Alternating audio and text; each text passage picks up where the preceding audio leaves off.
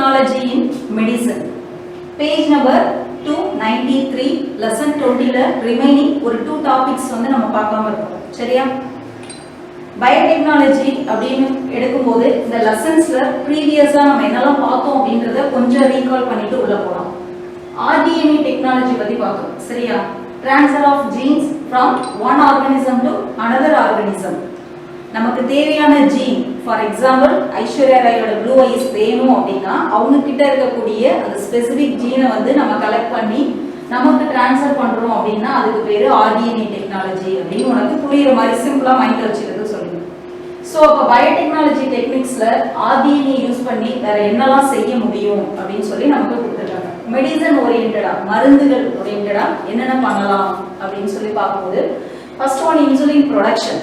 இப்போ வந்து சுகர் அப்படின்ற டிசீஸ் வந்து நாளுக்கு நாள் அதிகமாகிட்டே போகுது. ஓகேவா? நம்மளோட பாப்புலேஷன்ஸ்ல மேக்ஸிமம் சுகர் இல்லாதவங்க அப்படின்றது ரேரா தான் இருக்காங்க. மேக்ஸிமம் எல்லாருமே அஃபெக்ட் ஆகுறாங்க அபோவ் 40க்கு மேல. அவங்களோட ஏஜ் வந்து 40 தாண்டும் போது.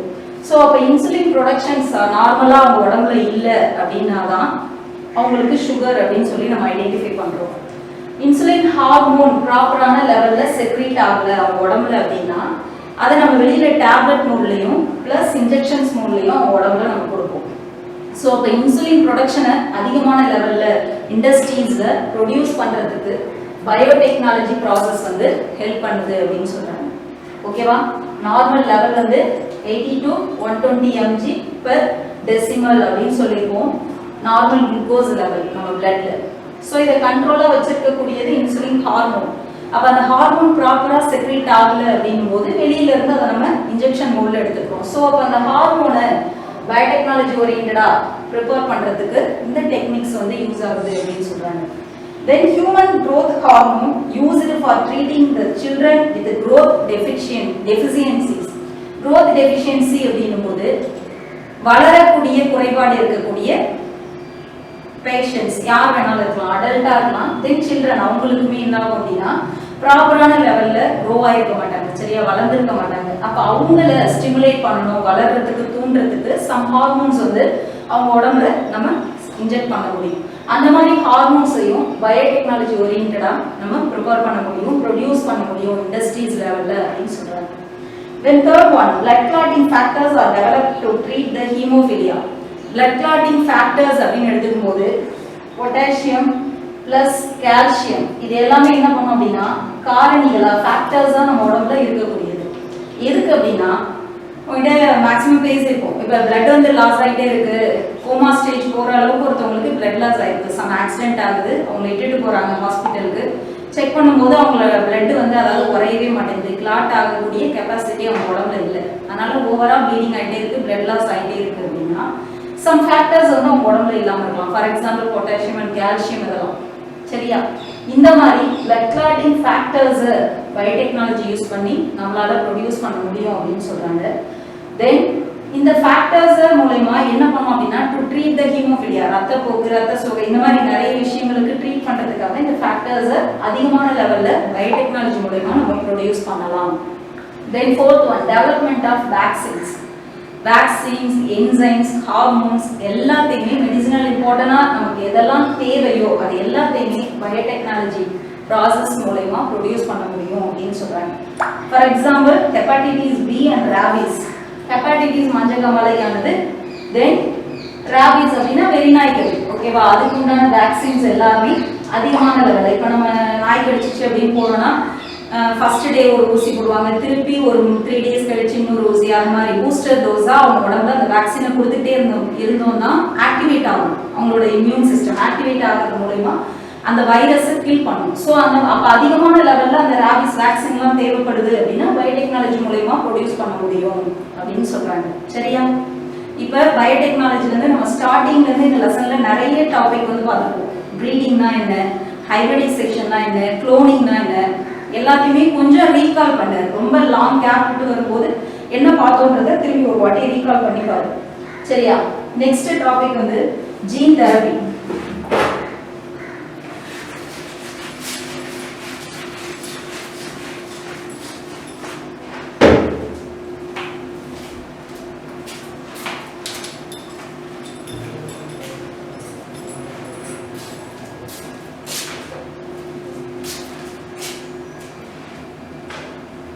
பேர்லே மீனிங் இருக்கு. ஓகேவா? Gene therapy.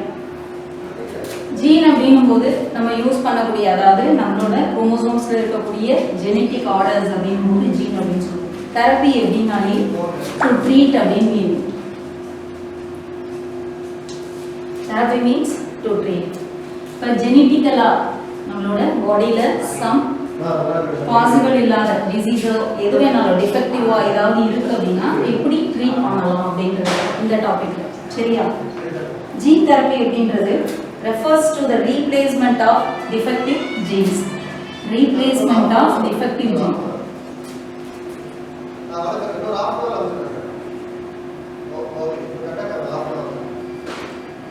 எந்த ஜீன் வந்து டிஃபெக்ட் ஆயிருக்கோ, அதாவது டிசீஸ் வருது அப்படின்னா கியூர் பண்ணிடுவோம். நார்மலா நம்மளோட சொமேட்டிக் ஞாபகம் இருக்கா?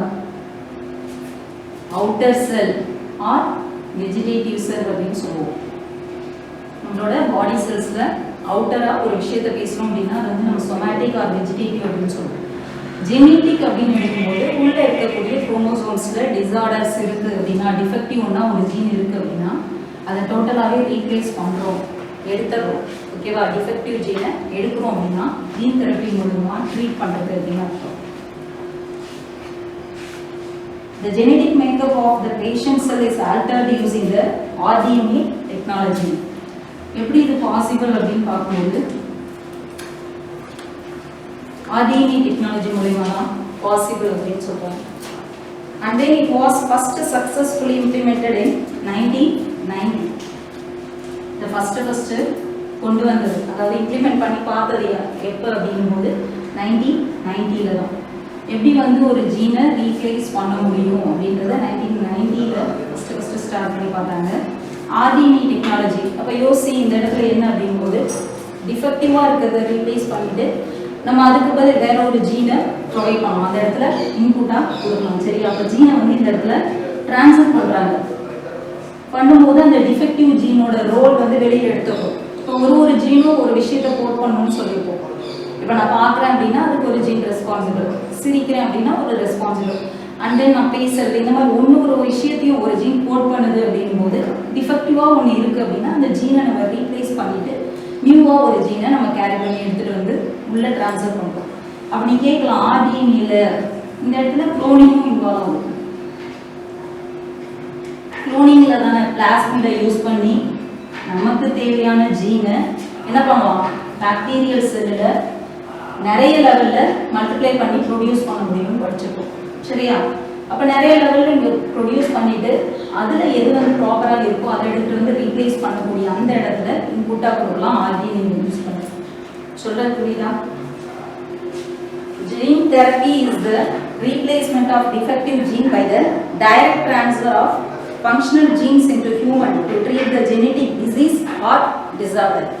Genetically some diseases இருந்தாலும் சரி, disorder இருந்தாலும் defective gene replace பண்ணிட்டு எது workable functional ஆகக்கூடிய gene அந்த இடத்துல நம்ம இன்புட்டா கொடுக்கலாம்னு சொல்றாங்க. Then somatic gene therapy and germline gene therapy அப்படின்னு சொல்லி 2 types இருக்கு அப்படின்னு சொல்றாங்க. Somatic அப்படின்னா replacement of defective gene in somatic cells. Gene இருக்கக்கூடிய somatic cellsல மட்டும் ரீப்ளேஸ்மெண்ட் பண்றோம் அப்படின்னா அதுக்கு பேரு somatic gene therapy.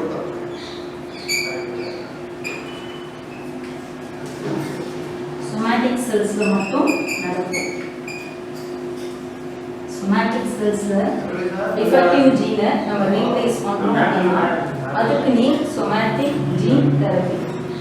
Then germline gene therapy அப்படின்னா germline ஜெர்மினல் நம்ம உருவாக்கக்கூடிய எக் ஆர் ஓவன் போர்ஷன் இந்த இடத்துலலாம் ஜீனை வந்து நம்ம ட்ரான்ஸ்ஃபர் பண்ணுறோம். எஃபெக்டிவாக இருக்கிறத ரிமூவ் பண்ணிட்டு நியூவாக ஒன்று இன்புட்டாக கொடுக்குறோம் அப்படின்னா இது ஜெர்மலைன் ஜீன் தெரப்பி.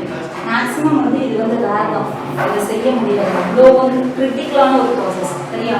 சொமேட்டிக் கூட செஞ்சு பார்த்துருக்கலாமே தவிர இந்த ப்ராசஸ் வந்து மேக்ஸிமம் இது வரைக்குமே நம்ம நாமே பண்ணலை, ரேர் தான் அப்படின்னு சொல்லி சொல்லுவோம். Replacement of defective gene in germ cells. Germ cells இங்க வந்து somatic cellsல replace பண்றோம் அப்படின்னா அதுக்கு பேர் somatic gene therapy. And then germ cellsல egg, ovum and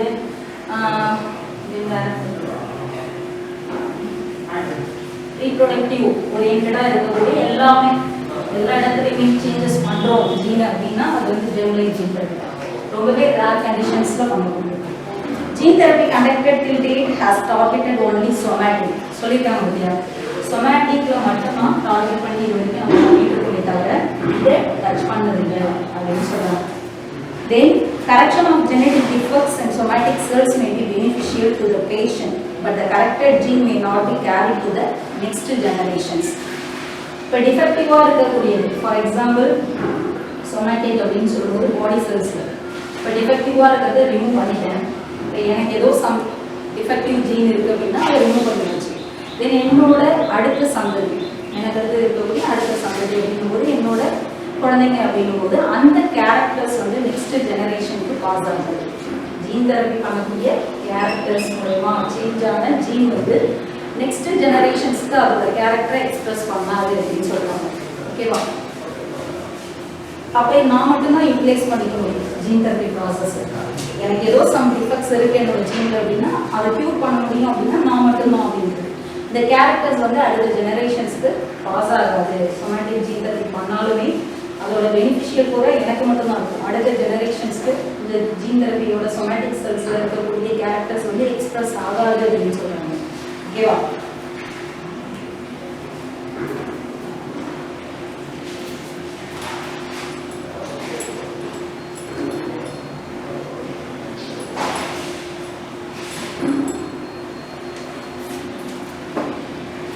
Stem cells.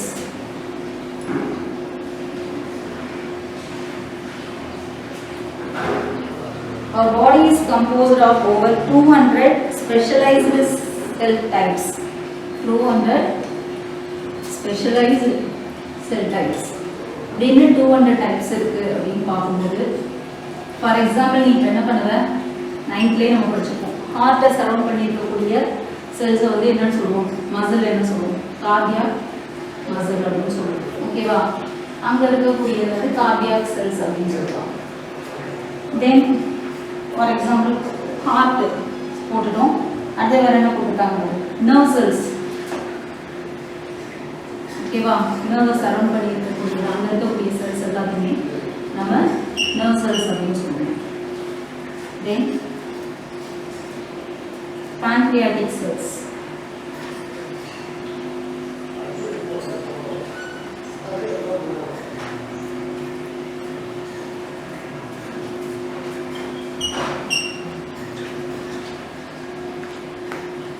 Our body is composed of over 200 specialized cell types that can carry out the specific function. Example, neuron or nerve cell that can transmit the signal, or heart cell which contract to pump the blood, pancreatic cells to secrete the insulin. These specialized cells are called as differentiated cells. இந்த மாதிரி இருக்கக்கூடிய எல்லா செல்ஸுமே நம்ம என்ன சொல்றோம் அப்படின்னா differentiated cells அப்படின்னு சொல்றோம். வேறுபட்ட செல்ஸ். ஹார்ட்டை சரௌண்ட் பண்ணி இருக்கக்கூடியது என்ன பண்ணோம் அப்படின்னா cardiac muscle and cardiac cells அப்படின்னு சொல்லுவோம். பிளட்டை கேரி பண்ணி எடுத்துகிட்டு வரும், லங்ஸில் போயிட்டு பியூரிஃபை பண்ணணும். சம் ப்ராசஸ் எல்லாத்தையுமே இந்த செல்ஸ் மட்டும்தான் செய்யும். ஓகேவா? அப்புறம் மற்ற இடத்துல இருக்கக்கூடிய செல்ஸ்க்கும் இதுக்கும் ஃபங்க்ஷன்ஸ் ஆர் சம் டிஃப்ரென்ஸ் இருக்குது. தென் நர்வ் செல்ஸ் அப்படின்னும் போது இதை என்ன பண்ணணும் படிச்சிருக்கோம். நர்வ் செல்ஸ் எல்லாமே நம்மளோட சிக்னல்ஸ். ஃபார் எக்ஸாம்பிள் இந்த புக்கை பிடிக்கணும், இப்போ நான் உங்களை பார்க்கணும், போர்டில் எழுதணும் அப்படின்னா என்னோட ஆக்டிவிட்டீஸ் எல்லாத்துக்குமே சம் சிக்னல்ஸை என்ன பண்ணுவோம், ஸ்பைனல் கார்டு வழியாக பிரெயினுக்கு மெசேஜை பாஸ் பண்ணக்கூடியது நியூரான்ஸ் தான். ஓகேவா? நர்வ்ஸ் நம்மளோட நரம்பு தான் எடுத்துகிட்டு போய் பிரெயினை போயிட்டு இந்த புக்கை இங்கே எழுதி இதை பாரு அப்படின்னு சொல்லி சொல்லுவோம். அப்போ நர்வ் செல்ஸும் மற்ற செல்ஸ்லேருந்து டிஃபர் ஆகுது.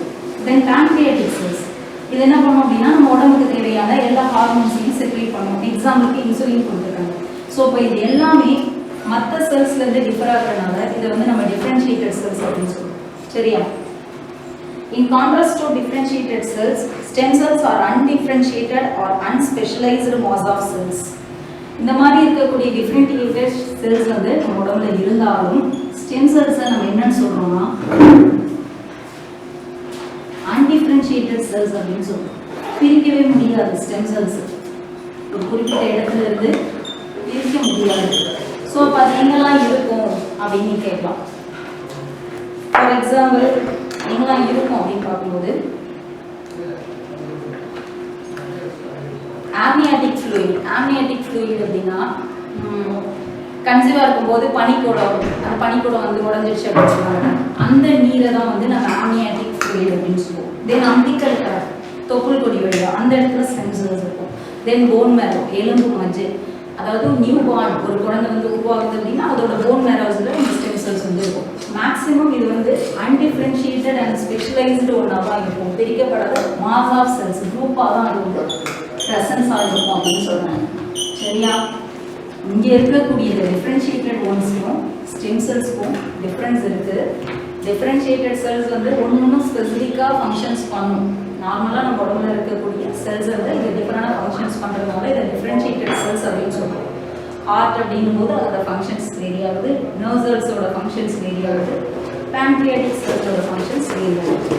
ஸோ இந்த மாதிரி ஸ்பெசிஃபிக்காக ஃபங்க்ஷன் பண்ணக்கூடிய இடத்துல இருக்கிறதுக்கும் ப்ளஸ் அன்டிஃப்ரென்ஷியேட்டட் செல்ஸ் அப்படின்னு சொல்லி ஸ்டெம் செல்ஸை ஏன் நம்ம சொல்கிறோம் அப்படின்னா இது வந்து பிரிக்கவே முடியாது. இது எங்கெல்லாம் ப்ரெசன்ஸ் ஆகிருக்கோ அந்த இடத்துல குரூப்பாக மாஸ் ஆஃப் செல்ஸ் அதிகமான லெவலில் தான் ப்ரெசன்ஸ் ஆகிருக்கும்.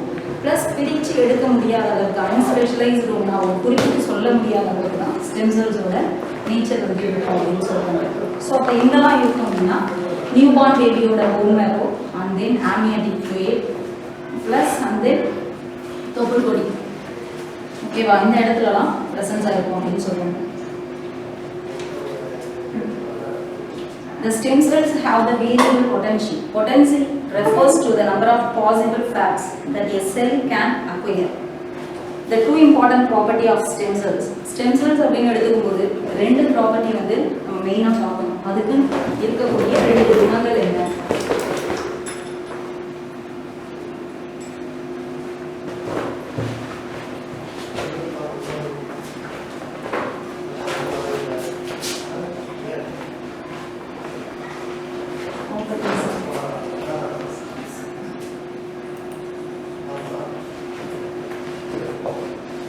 Ability to divide. எனக்கு தானே என்ன பண்ணிக்கும்? டிவிஷன், டிவைட் பண்ணிக்கும். Plus rise to more stem cells by self renewable. எனக்கு தானே என்ன பண்ணிக்கும்? செல்ஃபாவே தன்னை புதுப்பிச்சுக்கக்கூடிய கெப்பாசிட்டி அதுக்கு இருக்குன்னு சொல்லுவாங்க. எந்த இடத்துல அது இருக்கோ அந்த இடத்துல தனக்கு தானே இது என்ன பண்ணிக்கும் அப்படின்னா டிவைட் ஆகும். தனக்கு தானே செல் டிவிஷனை செஞ்சுக்கக்கூடிய கெப்பாசிட்டியும் இருக்குது ஸ்டெம் செல்ஸ்க்கு. ப்ளஸ் செல்ஃப் ரெனியூவபிள், தனக்கு தானே எங்கேயாவது ஒரு இடத்துல அழிஞ்சு போயிடுச்சு, ஸ்டெம் செல்ஸ் வந்து டிஃபெக்டாக இருக்குது அப்படின்னா தனக்கு தானே அது என்ன பண்ணிக்கும் அப்படின்னா செல்ஃபாகவே தன்னை புதுப்பிச்சு புதுசாக உருவாக்கிக்கிறக்கூடிய ப்ராப்பர்ட்டியாக இருக்குது அப்படின்னு சொல்கிறாங்க. தென் அதிகமான லெவலில் தன்னை ப்ரொடியூஸ் பண்ணிக்கக்கூடிய கெப்பாசிட்டியும் அதுக்கு இருக்குது அப்படின்றது.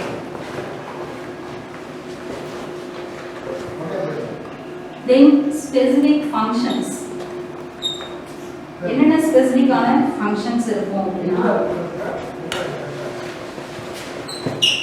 ப்ராசஸ் ஆஃப் டிஃபரன்ஷியேஷன், அதோட வேறுபட்ட ஃபங்க்ஷன்ஸாக என்ன பண்ணிக்கும் அப்படின்னா ஸ்பெசிஃபிக்கான ஃபங்க்ஷன்ஸை நம்ம உடம்புல செய்ய முடியும் அப்படின்னு சொல்றாங்க. சரியா? Types of stem cells.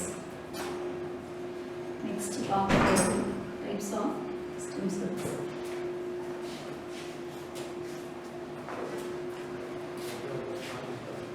First one, embryonic,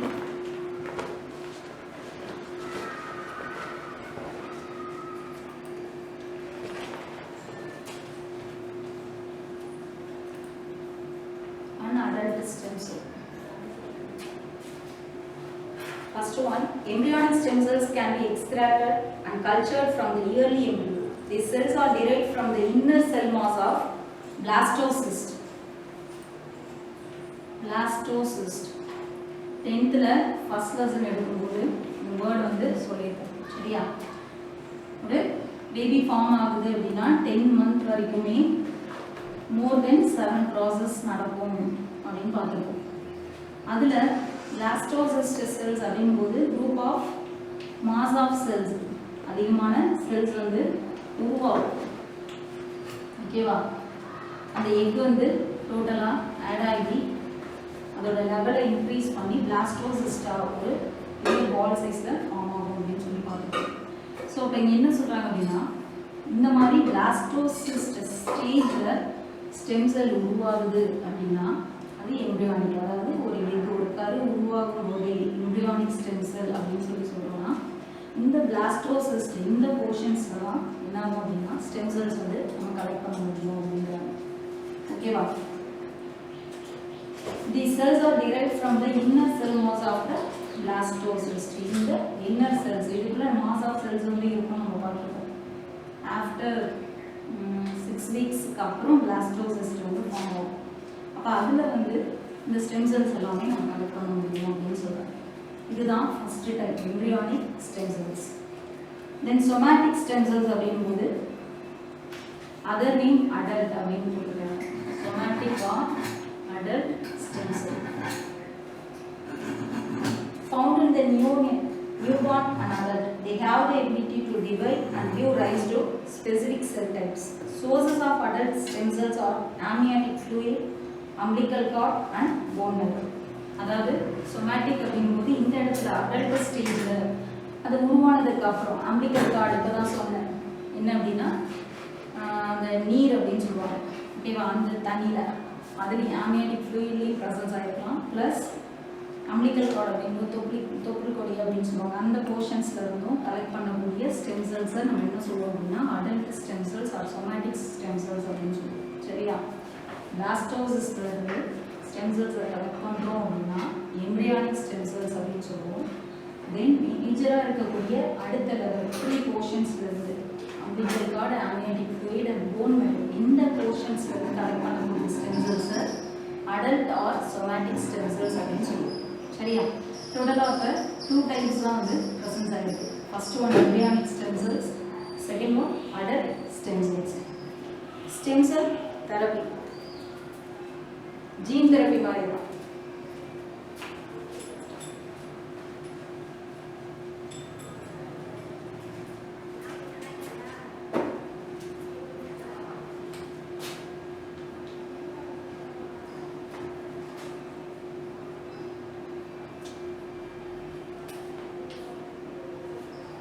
Sometimes cells, tissues and organs in the body may be permanently damaged or lost due to genetic condition or disease or injury. In such situations, stem cells are used to the treat of diseases, which is called stem cell therapy. Tissue, physical, okay, group of cells தான் நம்ம tissues அப்படின்னு சொல்லுவோம். Organs, for example kidney, heart maybe இருக்காது, kidney இந்த மாதிரி மற்ற organs. Then உடம்புல இந்த செல்ஸாக வேணாலும் இருக்கும். இது எல்லாமே டேமேஜ் ஆனாலும் சரி, டிஃபெக்டிவ் ஆனாலும் சரி, நான் ஃபங்க்ஷனல் ஆனாலும், அதாவது ஃபங்க்ஷனே இல்லாமல் இருந்தாலும் சரி, ஸ்டெம் செல்ஸை யூஸ் பண்ணி ட்ரீட் பண்ண முடியும்னு சொல்கிறாங்க. இப்போ ஃபஸ்ட்டு நமக்கு அதுக்கு ஸ்டெம் செல்ஸ் தேவை. இப்போ கலெக்ட் பண்ணணும். குழந்தை உருவாகுது அப்படின்னாலும் சரி, நானே இருக்கேன் அப்படின்னா ஃப்யூச்சரில் எனக்கு வந்து ஏதோ ஒரு டிஃபெக்ட் ஆகுது, ஆர் ஃபுல்லாகவே ஃபங்க்ஷன்லெஸ்ஸாக இருக்குது. அப்போ என்னோட ஸ்டெம் செல்ஸை நான் பிறக்கும் போதே கலெக்ட் பண்ணி வச்சுருக்கோம் அப்படின்னா அதை யூஸ் பண்ணி அந்த ஆர்கனை ஃபங்க்ஷன் ஒன்று ஆகலாம். டிஷ்யூஸ் இந்த இடத்துல டிஷ்யூஸ் உனக்கே தெரியும், குரூப் ஆஃப் செல்ஸ் இருக்குது அப்படின்னா இதெல்லாம் வந்து டெய்லி ஆக்டிவிட்டீஸில் டிஷ்யூவோட டைப்ஸ் வந்து வேரி ஆகும். நம்மளோட இன்னராக இருக்கக்கூடிய பாடி செல்ஸில் இடத்தை பொறுத்து அதோட ஃபங்க்ஷன்ஸும் டிஃபர் ஆகும். ஸோ இப்போ அதெல்லாம் மேஜராக மாற்றணும் அப்படின்னா இப்போ என்னோட ஸ்டெம் செல்ஸ் தேவை. சரியா? இப்போ அந்த ஸ்டெம் செல்ஸை யூஸ் பண்ணி தான் full and full defective and then damage ஒன்றா இருக்கக்கூடிய எல்லாத்தையுமே சேஞ்ச் பண்ண முடியும் அப்படின்னு சொல்கிறேன். மேஜராக எதில் யூஸ் ஆகுது அப்படின்னா நியூரோ டீஜெனரேட்டிவ் disorders, நியூரோ நரம்புகள் டீஜெனரேட்டிவ் ஃபங்க்ஷன்லெஸ்ஸாக இருக்குது. ஃபுல் அண்ட் ஃபுல் நம்மளோட நர்வ்ஸில் வந்து நர்வ் தான் நம்ம ஃபஸ்ட்டு சொல்கிறோம். நர்வ் தான் வந்து கோடிங் பண்ணி பிரெயின் அண்ட் தென் ஸ்பைனலோட எல்லா ப்ராசஸ்லையும் யூஸ் ஆகுது நம்மளோட நியூரான் நர்வ்ஸ். அதில் ஃபால்ட் ஆகுது, சம் டிசார்டர்ஸ் இருக்குது அப்படின்னா அதை க்யூர் பண்ணுறதுக்கு ஸ்டெம் செல் தெரப்பி வந்து யூஸ் ஆகுது அப்படின்னு சொல்கிறாங்க. சரியா? நியூரோ டீஜெனரேட்டிவ் டிசார்டர்ஸ், நரம்பு ரீதியாக இப்போ மேஜர் ப்ராப்ளம் இருக்கும்போது பிரெயினில் மேக்ஸிமம் கை வைக்க மாட்டாங்க. அதே மாதிரி நர்வ் செல்ஸையுமே அஃபெக்ட் ஆகிருக்கு அப்படின்னா அந்த இடத்துல மேஜராக எடுத்து பண்ண மாட்டாங்க. சரி, அவங்க ஆப்ரேட் பண்ணி அந்த இடத்துல ஒரு இது பிளாக் இருக்குது இல்லை டிஃபெக்டிவ் டேமேஜ் இருக்குது அதை ரிமூவ் பண்ணணும் அப்படின்னா மேஜரான ஃபங்க்ஷன்ஸில் செய்ய மாட்டாங்க.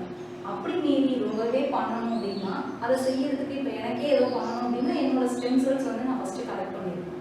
ஓகேவா? நான் பிறக்கும் போதே என்னோட ஸ்டெம் செல்ஸ் இருந்தால் இந்த மாதிரி மேஜரான டிசார்டர்ஸ் நம்ம உடம்புல ஏற்படுறது ஸ்டெம் செல்ஸை யூஸ் பண்ணி அந்த பார்ட்ஸை ரிமூவ் பண்ணலாம், இல்லைன்னா ஃபங்க்ஷன் ஒன்றா சேஞ்ச் பண்ணலாம், அந்த டிசார்டரை எடுத்துடலாம் அப்படின்னு சொல்கிறாங்க.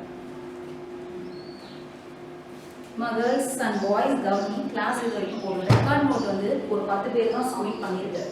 ஸோ அப்போ டெஸ்ட்டில் 25 மார்க்ஸ் ரெக்கார்டுன்னு சொல்லியாச்சு. பயாலஜி இதில் பிரிக்க மாட்டேன், ஃபிசிக்ஸும் பிரிக்க போகிறதில்ல. நான் மிஸ்கிட்ட சொல்லிடுறேன் 25 மார்க்ஸுமே டோட்டலாக ஒரு 11 நோட் தான் இருக்குது, அவங்களுக்கு மட்டும்தான் இது ஆட் ஆகும், மற்ற எல்லாருக்குமே கிடையாதுன்னு சொல்லிட்டேன். இவ்வளோ நாள் டைம் கொடுத்தும் உன்னால் சப்மிட் பண்ண முடியல. இதுக்கப்புறம் நீயே நோட்டை வச்சுக்கோ, அடுத்த கிளாஸ் வரும்போது நீ சப்மிட் பண்ணால் பார்ப்போம், இல்லாட்டினா சார் கிட்ட வந்து மீட் பண்ணிக்கோ, சாரை பார்த்துக்கோ. சரியா? தேங்க்யூ டால்.